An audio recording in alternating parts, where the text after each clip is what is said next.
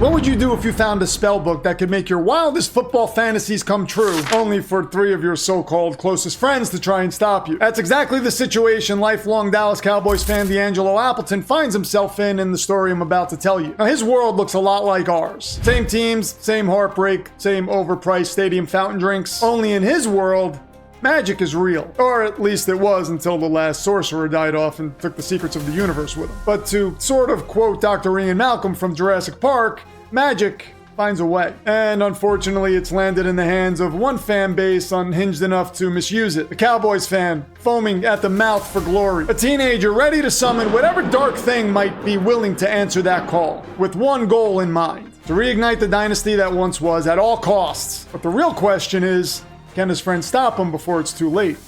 So basically, DeAngelo wants to use an evil spellbook to bring the Cowboys dynasty back, and it's up to his Giants, Eagles, and Commanders fan friends to stop him. Well, Josh, if you want to translate my poetic narration into generic, simple Josh speak, then yes, I guess that's pretty much the gist. Our story begins with James, a Giants fan and one of DeAngelo's closest friends, telling their group DeAngelo is up to something terrible. And he can prove it. How can you prove it? Kenny, the Eagles fan, asks, unwrapping a half-eaten cheesesteak from a crinkled piece of plastic. He sniffs it like he's about to auction it off to billionaires and takes a good chunk of it out in a single bite. Kimberly, the Commanders fan, wrinkles her nose in disgust. How about chewing with your mouth closed? She mutters. How about shutting the up? Kenny fires back without hesitation, mouth still full. The chunk of green pepper launches from his lips and zips past her head like a warning shot. Guys, this is serious, James snaps, trying to get their attention. Now, he'd spent years trying to warn them. There was more to Jerry Jones in his opinion than just being some rich old guy. He doesn't age like regular people, he would say. Something's coming, I can feel it. But never did he imagine that something would wear the face of his dear friend. DeAngelo was muttering some Latin garbage, he says, and was using chalk to draw a weird star or something in the cafeteria at lunch. It wasn't chalk, it was salt, genius, Kimberly replies. He was making a summoning circle. James turned, stunned.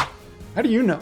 Because I saw him, she says, and asked him what he was doing, and he told me. Kenny scoffs. It was probably like a school project or something. Right, Kimberly says, for Advanced Necromancy 101. She sighs. I just told you, I asked him, and he said it was for that game he's always playing. Now, DeAngelo was a well-known Wizards and Monsters and Warlords and Goblins player. A level 90 sorcerer he named Micah the Humble. Now, he'd sent hundreds of emails to the game's creators begging them to make the NFL, and more importantly the Dallas Cowboys, canon to the game. But not just canon. The ultimate dynasty. A kingdom every other player bows to and envies. As you might imagine, most of those emails went unanswered.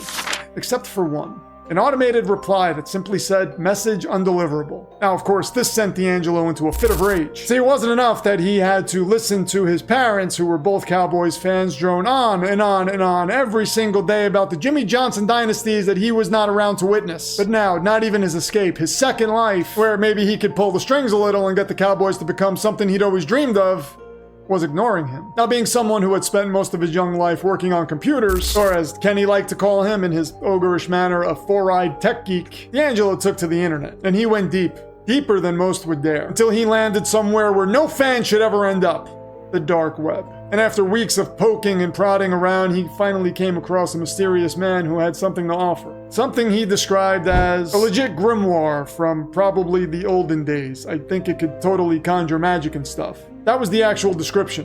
Wait a second, what is a grimoire? Well, don't ask me, Josh, ask Dave the narrator. That's what I pay him for. In fantasy and folklore, a grimoire usually contains spells and incantations, summoning instructions for spirits, demons, or other entities, alchemical recipes, astrological symbols or diagrams, and forbidden or hidden knowledge. The word comes from the Old French grammaire, originally meaning grammar, but it evolved into a term for books of arcane and mystical knowledge, basically a manual for the mystical. And in this case, apparently one Cowboys fan's handbook to acquiring more Super Bowl rings. That is, if he can actually pull it off. James looks at the others desperately and says, DeAngelo must be stopped. Kenny shoves the last chunk of sandwich in his mouth before he speaks. From doing what? Making the Cowboys relevant again? Even if he got the spell right, Jerry would just it up anyway. Kimberly, still disgusted by Kenny's caveman tier eating habits, actually nods in agreement. He's right. Jerry's gonna Jerry. James grits his teeth. You're not taking this seriously. Kimberly waves him off. Taking what seriously? The fact that you're trying to convince us DeAngelo's tapping into dark magic? She snickers. I think the Giants' winning percentage over the past few seasons has affected the oxygen flow to your brain. Oh God, Kenny groans. One lucky season and now all of a sudden we're getting winning percentage jokes from a Commanders fan? Kimberly doesn't miss a beat. Howie would trade Jalen Hurts and every other Alabama player on your roster for Jaden Daniels faster than you could say tush push band. Kenny snaps back back. The tush-push ban didn't even pass, fool. James slams his fist into the locker. Now he has their attention. Look, guys, I know how this sounds, and you're not going to believe me, but dark magic is real. And I can prove it. We're going to take a quick break as we check in with Mr. Demarest at NFL High, who has graciously agreed to give us his totally unbiased record prediction for the NFC East this season. And please don't forget to hit that like button and subscribe to the channel. Okay, Josh, you're panhandling for subscribers again, and I've asked you not to bother these good people with your goddamn pathetic... And will the rest of the NFC East fan bases be able to stop the twisted Cowboys fan from achieving the unthinkable? Find out after this. NFC East, I have your 2025 record predictions, and we will start with the Dallas Cowboys, who I have at 7 wins. Okay, well, maybe you haven't heard, but we did just acquire George Pickens, so... Oh, really? Well, then maybe I'll put this in terms that he can understand. Dallas, I am giving you 7 wins by way of split decision. And 2 of your losses will be first-round TKOs, courtesy of us. Actually, Philadelphia, I have them beating you in Week 1. Okay, the only way they beat us in Week 1 is if the Silver Surfer descends from the sky to tell us our world's been marked for death, and we abandon the stadium to board the Fantastic Four ship to flee the planet. I'm pretty sure that ship's only big enough for 4 people. Well, if that's true, who would your 4 be? Jalen, AJ Brown, Saquon, and, well, he's not a player, but we are definitely bringing Howie. And you think the Fantastic Four is just gonna stand there while 4 hoodlums jack their ship? Oh, please, Howie's got a silver tongue. He would talk them into giving us the ship before they even realize what's happened. So, Howie's gonna outsmart Reed Richards. Okay, dude. He's right, Philadelphia. Howie may set the standards when it comes to NFL GMs, but you throw Reed into that mix and Howie goes back to being the guy that even your own fans used to hate. Anyway, I've got you starting out slow, but still finishing with 12 wins. On to Washington. I'm so used to flinching when you hand out record predictions, I don't know what to do with myself right now. I've got you tied with Philly at 12 wins, but you take the division thanks to that Dallas upset in Week 1. Oh, f***ing hell. Okay, so when I make my end-of-season speech celebrating our total and utter domination, do I have to thank Dallas, or can I just skip that? Skip over it. And New York, you would think the Week 1 Dallas upset would be the biggest storyline here, but no, actually yours is. Does that mean you have us making the playoffs? Okay, don't be ridiculous. I've got you at 2 wins. And how is that a big storyline? Because while your season itself will be an absolute dumpster fire, it does lead you to Week 1 of 2026, where I have you taking the field with Arch Manning as your quarterback and Bill Belichick as your head coach. Oh, well, in that case, my end-of-season speech will go a little something like this. I hope you all enjoy 2025, because starting 2026, New York football is back, baby. Yeah, it is. Oh, you were just talking about yourself. I get it now.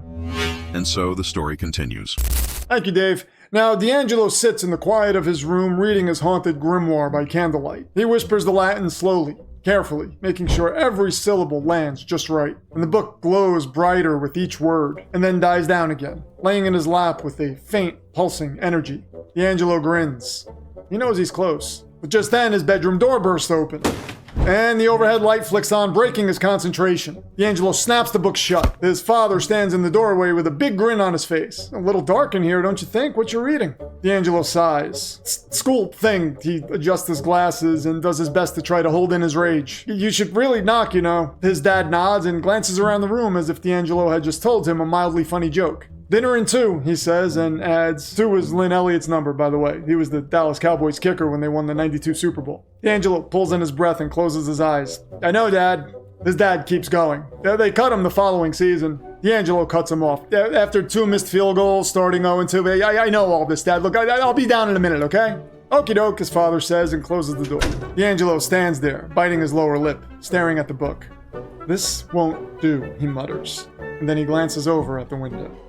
That same night in James's bedroom, James has his laptop open, and Kenny has his mom on speakerphone letting her know that he might be home a little late tonight. After a few deeply loving, yet somehow still profanity-laced exchanges, he ends the call. Kimberly stares at him in horror.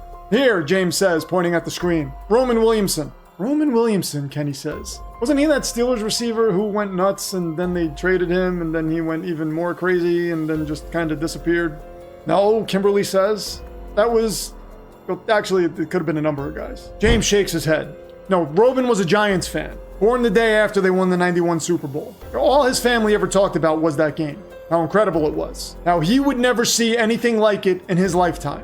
They used to say he was stupid for being born too late to experience the greatest thing that'll ever happen to the Giants. James continues. Roman was friends with my second cousin's ex-girlfriend's second cousin, and she told me he was the reason the Giants beat the Patriots in the Super Bowl. But I never believed her. The story just seemed too crazy. He pauses. She said he found the spell book in some pop-up bookshop. The guy who sold it to him said it was ancient, that it could grant him things. Figured this might be the only way he could ever see the Giants top what they did to the Bills. And then he cast a spell to have them beat the Patriots dynasty, not once, but twice. James leans forward. She told me after the second win, Roman just looked around at everyone with a tear in his eye, and then vanished into a mist of green flame. She described this book to me in detail so many times, and I know it's the same one I saw D'Angelo with. Kimberly looks down, and then back up at James. So you're telling me there's a chance we could lose our friend? Exactly, James says. And if we don't act quickly, we might also have to sit through a Cowboys dynasty. A short time later, the three of them show up at D'Angelo's house. His bedroom lights are off, but the window's open. They glance around, then Kimberly points. Is that manhole cover always open? They look at each other, and then reluctantly head down into the sewer. It's dark down there and smells like wet cardboard soaked in fandom tears. And somewhere in the distance, a voice echoes. It's low and it's eerie, and it's definitely in a language that is not from wizards and monsters and warlords and goblins. D'Angelo, stop! James shouts. They round the corner, and there he is. D'Angelo, in the center of the tunnel, spray painting a giant pentagram onto the floor. But not just any pentagram. It's the Cowboys logo, surrounded by a circle. D'Angelo doesn't even look at them. You know, I knew the three of you would show up. It's a good thing I came prepared. He raises his voice. Carl! From a nearby tunnel, a massive figure steps forward. His eyes glow briefly and then go black. He's wearing a silver cloak, and on his chest, a strange symbol they can't quite make out in the shadows. Kenny freezes. Wait a second, is that Carl Hampton? Carl was a senior at their school. Star linebacker. 6'4" and 220 pounds of speed, muscle, and rage. Sees them, D'Angelo shouts. But Carl moves in without hesitation. And before they can react, he has all three of them wrapped up in a massive bear hug. Kimberly struggles and catches a quick glimpse of his chest. Oh my god, is he wearing... D'Angelo, really? A Dallas star? Kenny's voice cracks as Carl tightens his grip. Carl's an Eagles fan. He's gonna kick your ass when he wakes up. He won't wake up, D'Angelo says. By the time I'm done, you'll all be just like him. Cowboys fans. And so will everyone else in the world. And he begins laughing, a full villain monologue laugh, echoing off the tunnel walls. The three of them gasp. Okay, James says, straining. He just raised the stakes. Any suggestions? Kimberly groans. Maybe it won't be so bad. Maybe Cowboys fandom. She trails off. I can't even pretend this is gonna be okay. What do we do? No, Kenny growls. A Cowboys dynasty, maybe I could live with. But being a Cowboys fan? Never! And with that, he breaks them free of Carl's grip and charges straight for D'Angelo. We forever them boys! D'Angelo screams and he raises the book. And right then, the center of the pentagram erupts and the creature rises. Horned. Massive. Yes, D'Angelo shouts. Kenny lunges for the book, but it's already caught fire and slips from D'Angelo's hands. James reacts fast. He runs and kicks the book. It lifts through the air and flies across the tunnel like a missile and hits the creature right between the eyes. The demon staggers back, loses its footing, and falls right on the center of the pentagram. And the burning book lands gently on its chest. There's a flash of blinding light and a horrible screech. When the commotion clears, the demon and the book are both gone. No! D'Angelo screams. I was so close! Kenny, catching his breath, says, dude, instead of summoning demons, why don't you just get your grades up, go to a good college, and become a GM like a normal person? D'Angelo shakes his head. Well, that might work. Except the Joneses would never hire a GM, you baboon! Kimberly shrugs. Well, that does suck for you, I guess. But not as much as it's gonna suck when Carl wakes up and finds out you dressed him in a cowboy's cloak. And from somewhere in the distance, Carl's voice echoes. What the f***? And just like that, because of three brave souls, the world is spared from having to experience another Cowboys dynasty anytime soon. And from having cowboy fandom forced on all of us. Yes, that too. Be sure to join us next week when we answer the question, which AFC West fanbase would survive a zombie apocalypse? There can only be one.